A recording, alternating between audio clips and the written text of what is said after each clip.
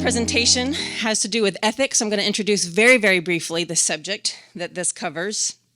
It's a complex issue. It's the beginning of life, and it concerns a lot of us for our modern society. Bioethics is the big picture. A lot of my colleagues like to divide this out in three areas: in the beginning, in between, and in the end. Bioethics is the work of what we should or should not do or pursue related to life and health. It's the ethics of biology, in particular, for our conversation, human biology. Hopefully you've heard the caution, just because you can doesn't mean you should. Bioethics is actually what fills that space between the can and the should.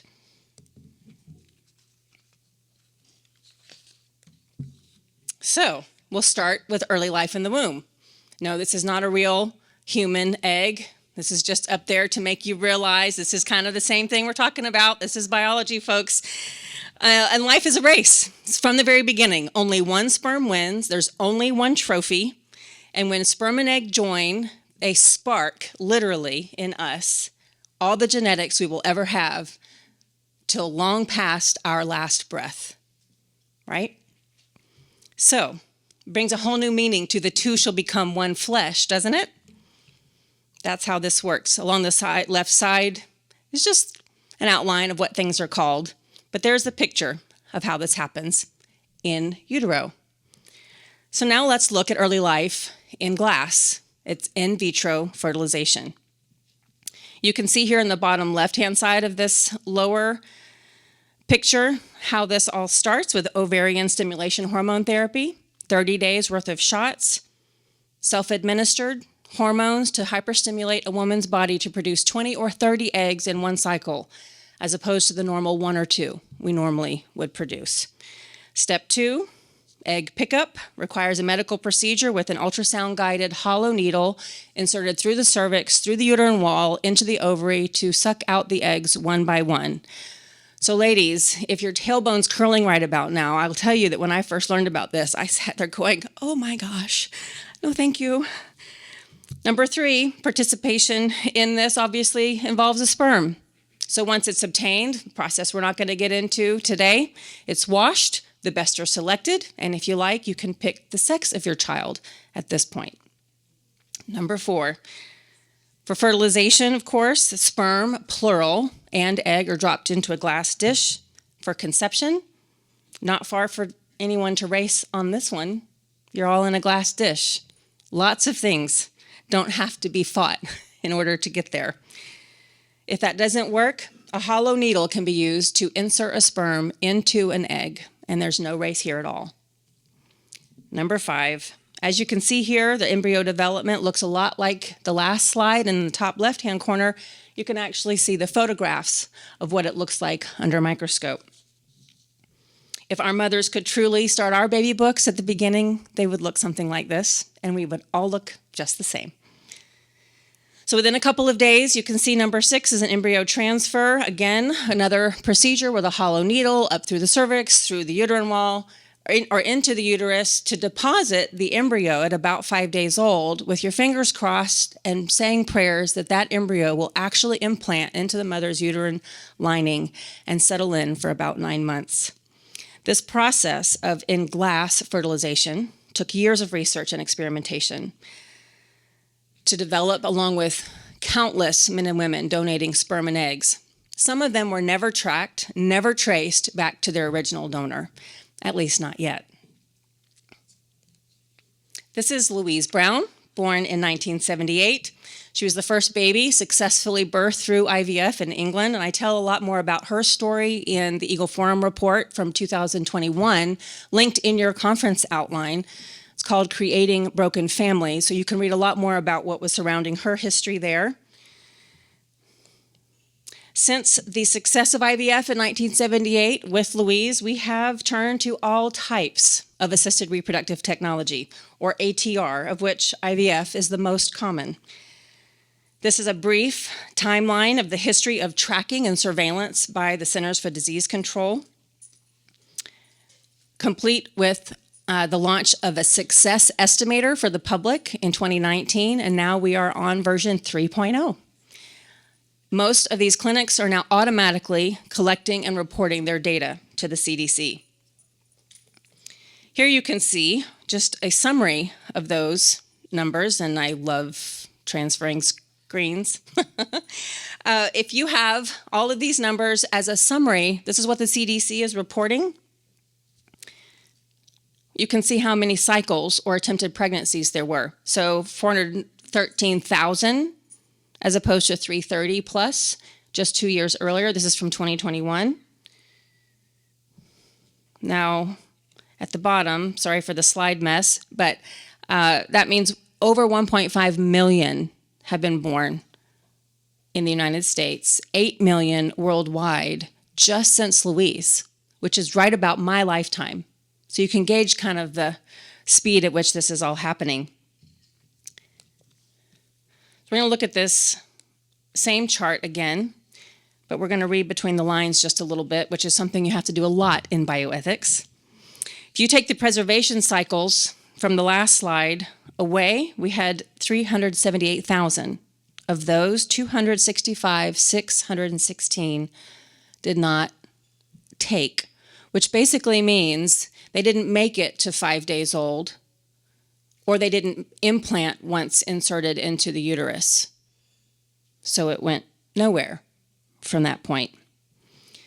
Of those 112,000 that did, 97,128 babies were born, and 14,960, if single pregnancies, didn't make it at all.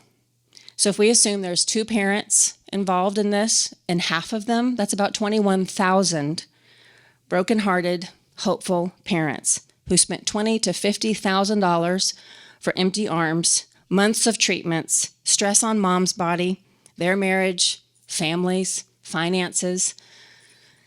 It turns out to be quite a cost. Sometimes an IVF journey will not stop there. We've already reached 1.5 remaining frozen embryos from IVF cycles, waiting their turn in the womb.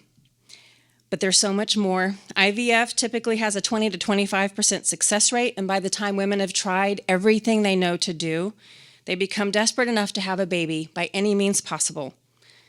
And many women turn to the next logical step, which is asking a younger woman to go through that process, have her eggs extracted, and sell what is effectively her part of her future child so that someone else can have what they want, what women want, and men too, which is a baby of their own. That means a child is raised by someone other than his mother. So a girl releases her child to be raised by another family or 2 dads. The same is said for male fertility. Though sperm donation is not nearly as risky as egg donation that I showed you here, the result is still the same. But just because we can, does that mean we should? How we answer that question has to do with what we value. In 1986, Anthony Hoekema wrote, "Among the factors that threaten human values today are the following: the growing supremacy of technology, the growth of bureaucracy, the increase of mass production methods, and the growing impact of mass media. New developments in biology, psychology, and sociology increase the possibility of the manipulation of the masses by the few." There are so many implications as what we've lived through for the past 4 years on this subject, isn't there? Again, he wrote this in 1986, and some people might actually call him a prophet at this point. He pretty much nailed it, didn't he? Because egg donation has easily become the manipulation of the masses by the few in this industry. There are numerous websites that sell the eggs of beautiful young women with high academic standing, athleticism, and any other physical trait you'd like to select. In fact, the first time I ever wrote about this, I was the Eagle Forum Collegians director in Washington, D.C., and someone told us about an ad on a college bulletin board in 2001. That was 23 years ago. They were offering about $5,000 in compensation to the right girl for the right characteristics that would donate her eggs. So this is not a new idea anymore. Young women struggling to pay for college, grad school, or medical school are greatly susceptible to the large sums of money that are offered to them, especially when this process is called altruistic, greatest gift of life, or a simple outpatient procedure. On the contrary, this easily becomes the wealthy using the poor, older women using younger women, men too. We've seen it all over the news in the past. It's all over Hollywood. Some of you may remember Anderson Cooper. Both of his sons were born via surrogate, which also, of course, required an egg and an egg donor. And many followed suit. Names you're probably going to recognize as in 2006, it was Robert De Niro, has 6 children, and half of his children were born via surrogate, followed by Angela Bassett in 2006, Nicole Kidman, Kelsey Grammer, Jessica Parker, Dennis Quaid, 2 Kardashian sisters, Ricky Martin, just to name a few of the 47 that were reported on last summer in People magazine. Many of these children in this article were born to 2 fathers. Needless to say, that's an egg and a surrogate that's required, separating each child from their biological mother. In 2021, you see on your screen, 17,885 babies were born to mothers they were not biologically related to. With a success rate of less than half, at least that many women miscarried their babies. Unfortunately, the tracking isn't even broken down by eggs and embryos. They're lumped together, which may actually speak to how the fertility industry values them. And as you saw earlier, eggs and embryos are not the same thing. This data is something that Jennifer Lahl at the Center for Bioethics and Culture Network advocates for to protect the young women who become donors. I would highly recommend her documentary, as you can see on the screen, called Exploitation, and also Julia Derrick's book, The Confessions of a Serial Egg Donor. A blonde, blue-eyed beauty, Julia donated or sold her eggs 12 times in her early 20s. Nearly committing suicide herself, she recruited others to do so, and one of those girls did commit suicide. So this is a little bit more than a simple outpatient procedure. I do tell a little bit more about her story in the same article I mentioned earlier, and that's in your conference outline. If you or someone you know in conversation tells you they're thinking of selling their eggs, something else I provided a link to is a document called Things You Should Know About Egg Donation. Sperm donation. While sperm donation may not be as risky as egg donation, the results are still the same. The result is a child separated from their biological family from the beginning on purpose so that an adult can have what they want, a child of their own. Here's just a little bit of history. Starting in the 1880s, it was surrounded by secrecy, but in 1995, you can see 170,701 women were donor inseminated. And you can see how huge the increase was in just 20 years to almost 500,000. Anonymous, well, let me back up. Almost 500,000. Now, 41 sperm banks owned by 20 companies, they are making bank. No pun intended. In 1995, we never would have imagined that this is where we would be now. This film that's listed here is also by the CBC network called Anonymous Father's Day. It documents the impact of a missing sperm donor father as felt by the young adults who grew up without knowing their bio dads. I showed this film 2 years ago in my home for a small group discussion just before a gentleman was supposed to speak, and he was a sperm conceived man himself, married with children. And when I turned to hand kind of the floor to him to let him tell his story, he said, watching this film is like watching the most painful parts of my life in 45 minutes. I need to get some air. The report, My Daddy's Name is Donor, is from 2007, and that covered lots of the children that were followed in the film. One of the young women in that report gave her story at a conference that I attended that year, and she told us in tears. She loved the father that raised her, but she deeply felt the pain of not knowing her biological dad. And she didn't find out till she was 30 years old, a wife of a pastor, a mother of 3, and now she had no one that understood to share her grief. So I'll get real personal here for just a minute. Maybe. Okay, this is a website I found about 4.5 years ago when I lived in Portland, Oregon, searching sperm donor near me. This is out of Washington, Spokane, Washington. So I could, as a single woman, play eugenics. If you're familiar with the term, selective breeding in the spirit of Nazi Germany, trying to get rid of the Jews across Europe, just like Margaret Sanger, the founder of Planned Parenthood, advocated. I can pick my preferences for good genes. I can search for and select the appearance, the heritage, the education for my own child without anything to do with the child's biological father. Just because I can, does that mean I should? One more donor conceived. This is Matt Dornan and his sister Katie. When Matt was 25 years old, about to have a child of his own, he learned of his donor father. And for 2 years, he went looking for his biological dad. And he found him, and his story is pretty amazing. Initially, Katie, his sister, didn't want to have anything to do with anything he found, but eventually she came around and she actually served on the CBC Network's board for a little while. Now you can see there, Matt's website, Genetic Matter Matters, is his tagline. Big time. He's now helping other siblings find each other. The largest registry is called Donor Sibling Registry with over 25,000 members, and 7,000 have been matched with either a biological parent or a sibling.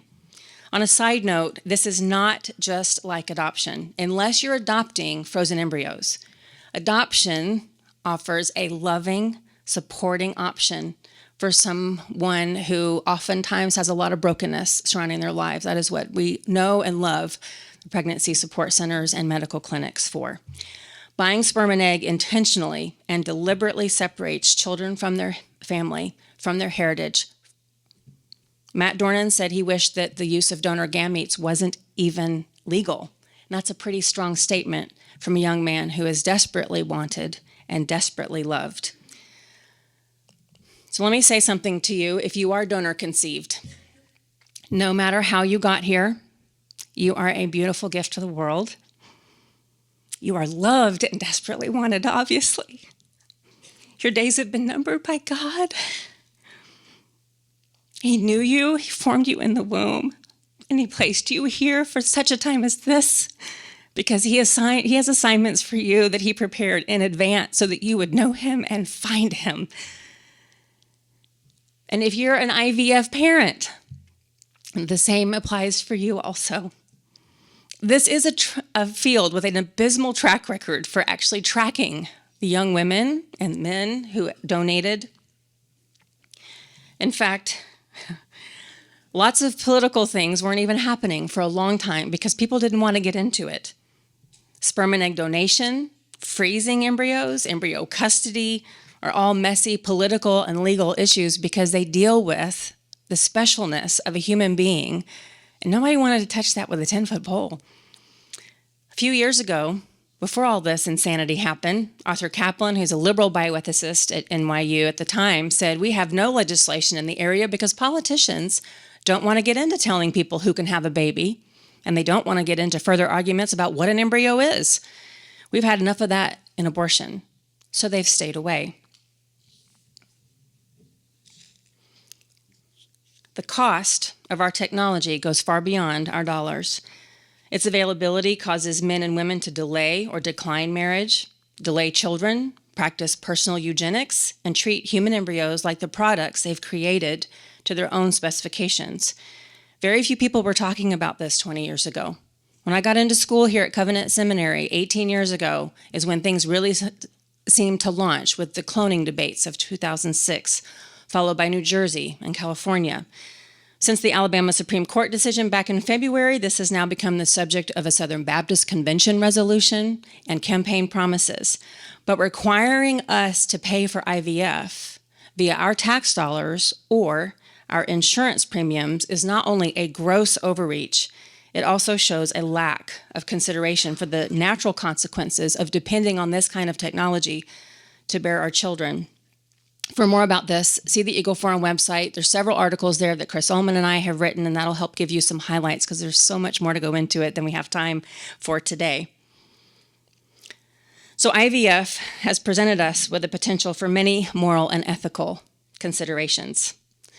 Pretty big problems. And like my professors, when I was getting my degree, they used to drive me nuts, asking more questions than they provided answers for. And I may just about do the same thing to you. And you can see them right here listed on your screen.